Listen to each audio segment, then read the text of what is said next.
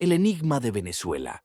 ¿Qué medidas adicionales puede tomar la comunidad internacional frente a Maduro? El chavismo consolida su poder tras la toma de posesión de su líder, a pesar de no haber presentado los documentos que respalden su victoria electoral. Al mismo tiempo, se fortalece ante las dificultades de Edmundo González Urrutia para ingresar al país.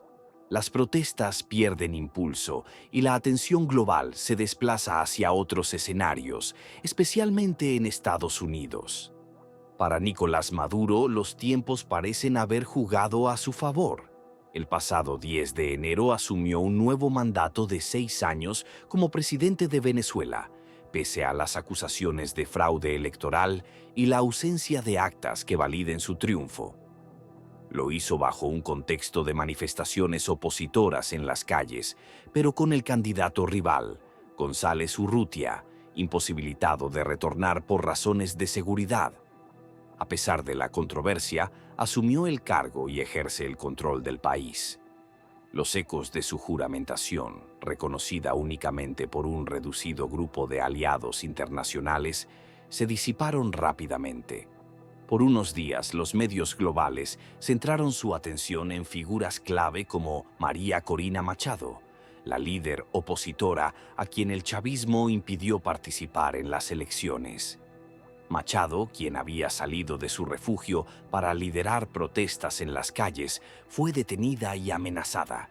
También se habló de la campaña de González Urrutia por Latinoamérica en busca de respaldo, prometiendo regresar cuando sea el momento adecuado. Sin embargo, los focos mediáticos pronto se trasladaron a otros eventos, como el cese al fuego entre Hamás e Israel o la toma de posesión de Donald Trump en Estados Unidos. Mientras tanto, en Venezuela, la situación sigue evolucionando. Maduro, fortalecido, observa cómo las manifestaciones han ido perdiendo fuerza. Esto se debe, en parte, a la represión estatal, que ha generado temor entre los ciudadanos ante posibles arrestos, y a que los líderes opositores se ven obligados a esconderse dentro o fuera del país para proteger su libertad o incluso sus vidas. Maduro ha comenzado a gobernar con firmeza, cerrando cualquier posibilidad de diálogo con la oposición, rodeándose de las figuras más extremas del chavismo y negando hechos evidentes, como el éxodo masivo de millones de venezolanos, al cual atribuye las sanciones internacionales. Recientemente el Consejo Nacional Electoral, CNE, bajo el control del oficialismo, declaró una sesión permanente para analizar propuestas de partidos políticos presentadas por la Asamblea Nacional Chavista. Estas discusiones buscan organizar las elecciones legislativas, regionales y locales previstas para este año, así como otros procesos electorales anunciados para 2025, incluyendo consultas populares y un proceso constituyente. Por su parte, María Corina Machado ha dejado clara su postura. No participará en nuevos procesos electorales mientras no se reconozca el resultado de los comicios presidenciales del pasado verano, que asegura ganó González Urrutia. Esta postura reaviva el debate dentro de la oposición venezolana. Participar en elecciones bajo un sistema que consideran manipulado o boicotearlas para deslegitimar al régimen.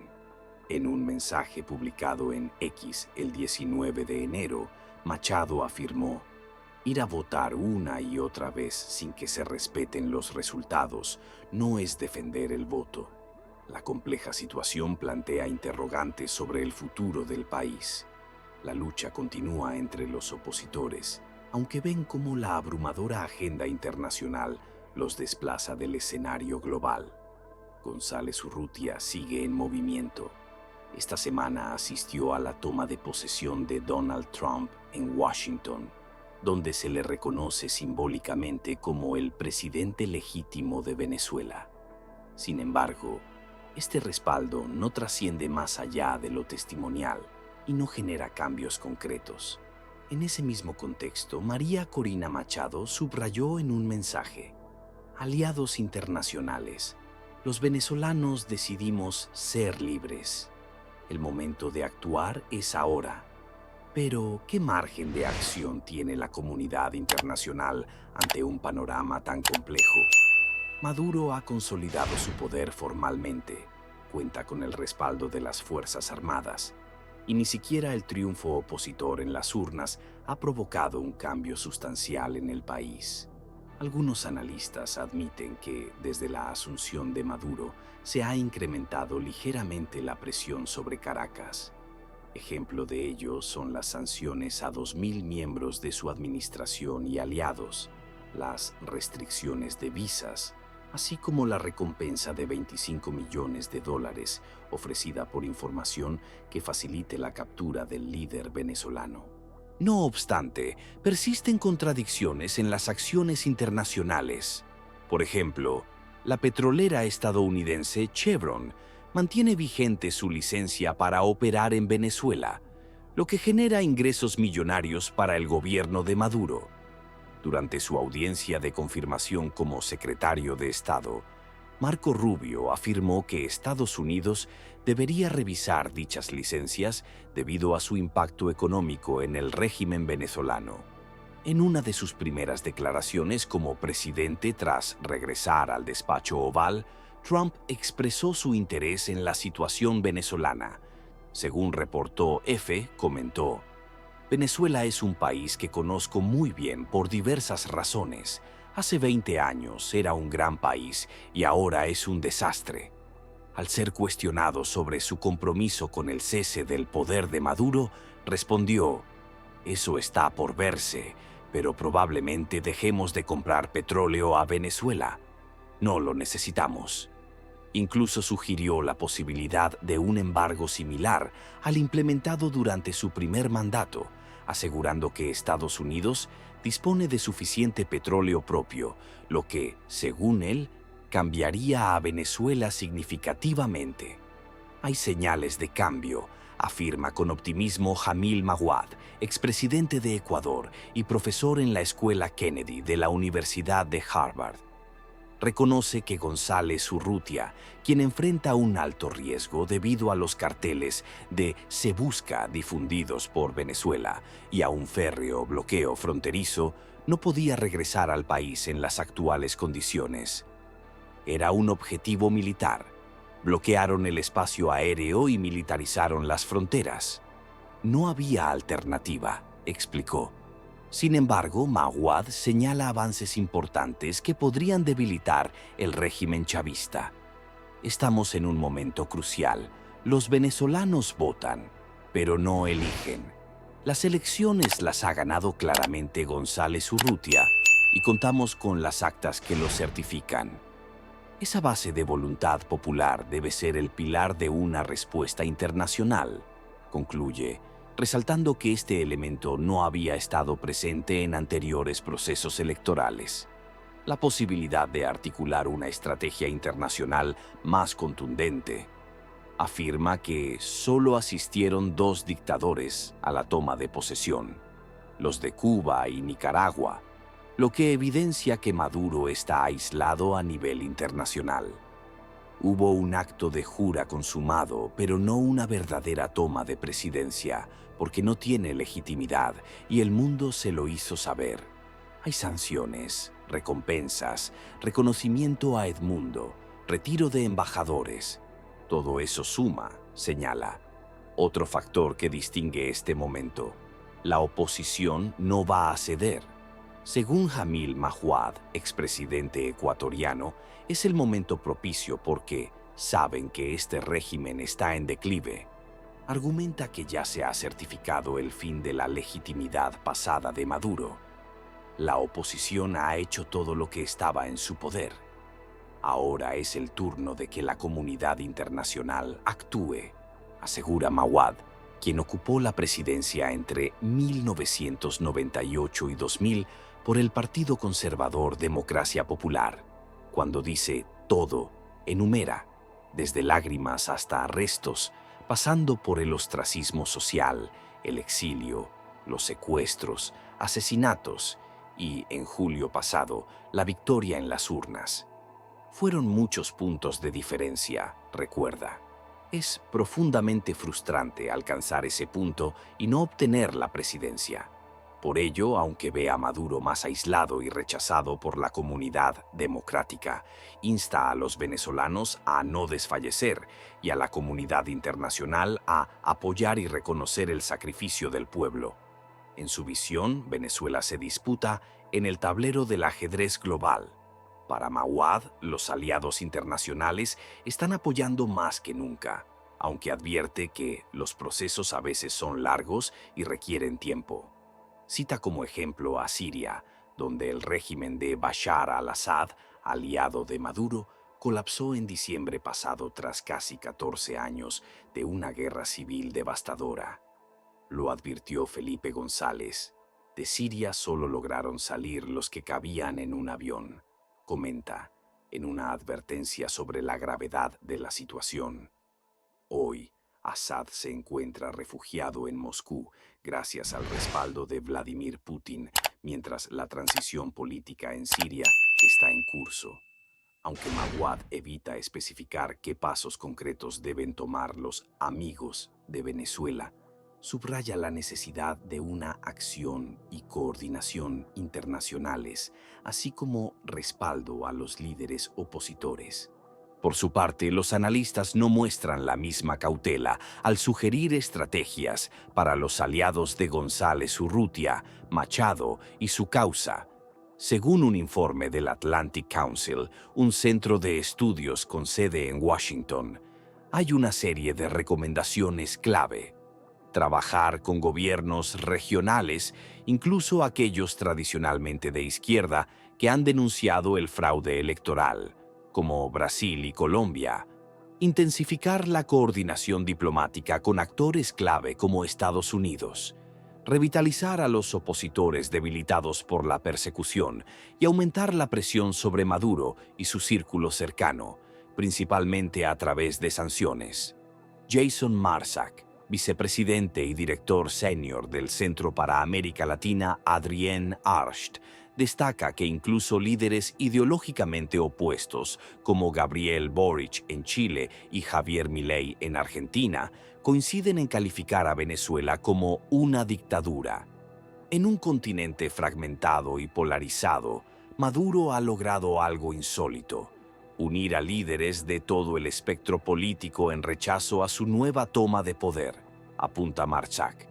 Países como Brasil, Colombia y México se limitaron a enviar a sus embajadores actuales al evento, mientras que una de las figuras de mayor rango que asistió fue el presidente de la Duma rusa, Vyacheslav Volodin.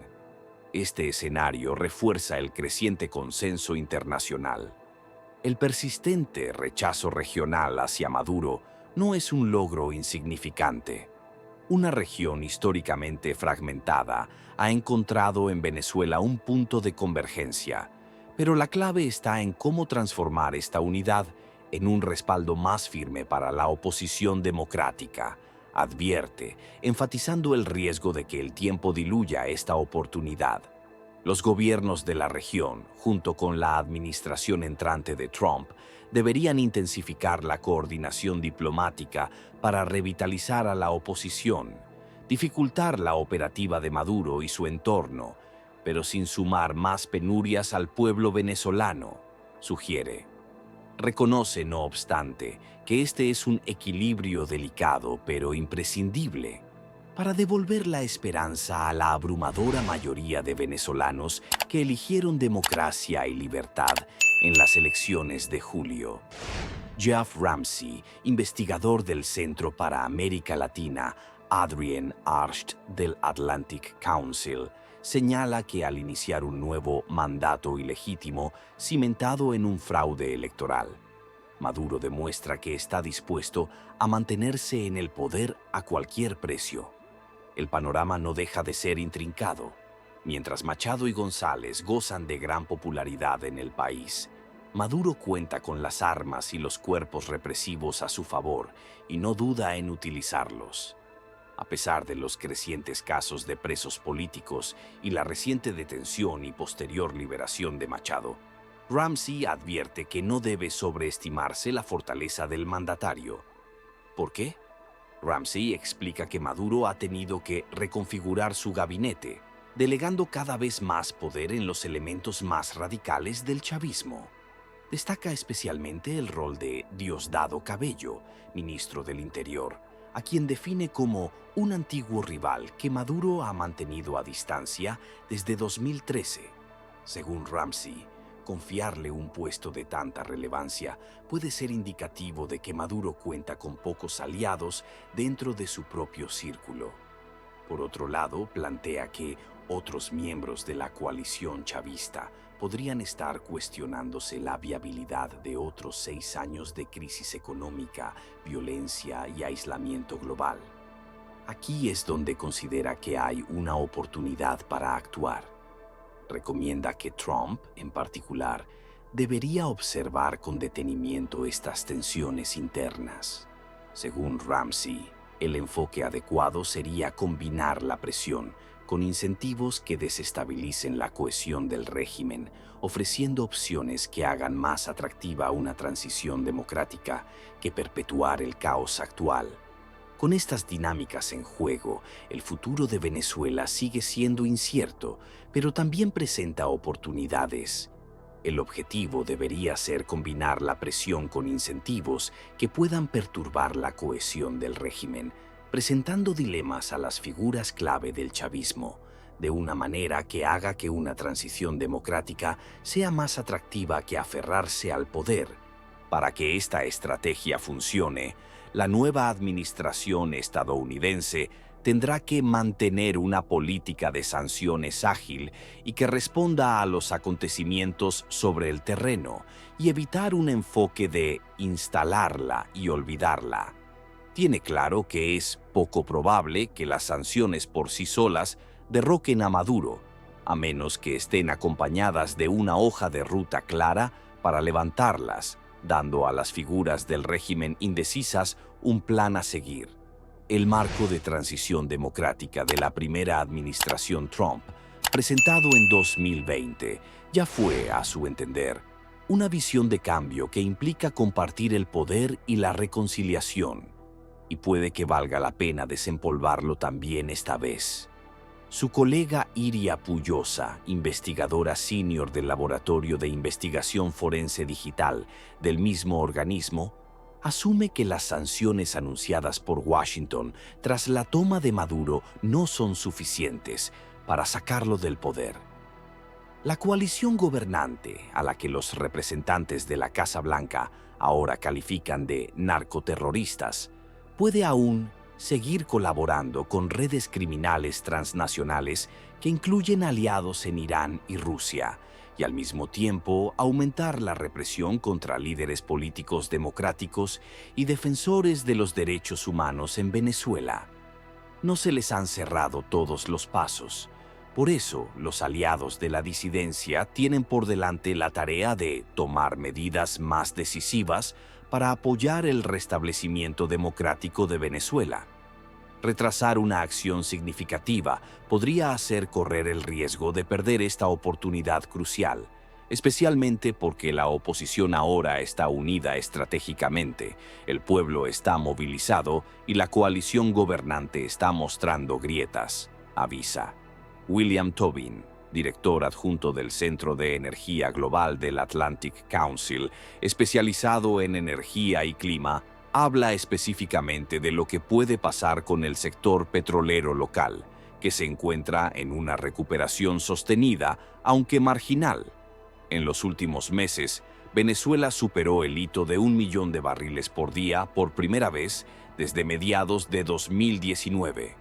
De hecho, va en consonancia con los datos independientes de crecimiento económico. Venezuela subió un 3,9% en el último año. Ese reciente repunte de la producción petrolera venezolana se ha producido con el regreso de empresas occidentales, sobre todo a partir de abril de 2024, en virtud de la política de licencias específicas del Departamento del Tesoro de Estados Unidos. En virtud de esta política, las empresas individuales pueden solicitar autorización a la Oficina de Control de Activos Extranjeros para operar en Venezuela en términos transparentes y restringidos, que limitan estrictamente la remuneración a los facilitadores de Maduro. Según esta política, aproximadamente la mitad de las exportaciones de Venezuela se han dirigido a EU o a Europa desde mayo de 2024, lo que representa efectivamente una desviación de China y aumenta la transparencia. No hay duda de que una renovada estrategia de máxima presión lograría sus objetivos. En cualquier caso, le corresponde al Departamento del Tesoro asegurarse de que Maduro no pueda utilizar el sector petrolero como una fuente de ingresos y seguir estrechando su cerco en torno a la red de facilitadores de Maduro mediante sanciones individuales, dice el experto, en vista de ese escenario. Lucy Knape, asistente de programa en el Centro Latinoamericano Adrien Arsht, pone al fin el foco en la propia oposición en sí. Si bien sectores de la oposición venezolana condenaron rápidamente su detención, aún está por verse cómo responderá la oposición a las pruebas de su capacidad para unificarse en 2025, dadas las diferencias en las actitudes hacia la participación electoral, las negociaciones y las tácticas de presión. Recuerda, ahora el bloque parecía más monolítico y unido que nunca, pero hay pasado. Los candidatos de la coalición opositora tendrán que decidir si vale la pena lanzarse a la palestra dadas las condiciones electorales. Machado ya avanza que no. Algunos pueden decidir que el fraude flagrante del gobierno a nivel nacional será aún más fácil de lograr a nivel local, mientras que otros pueden tratar de aprovechar la infraestructura de sus bastiones para conseguir el mayor poder regional posible, en cuyo caso tendrán que desarrollar una estrategia clara de movilización, dice. Lo que es seguro es que el régimen tratará de explotar estas estrategias contrapuestas para socavar la voluntad política de la oposición de estar a la altura de las circunstancias.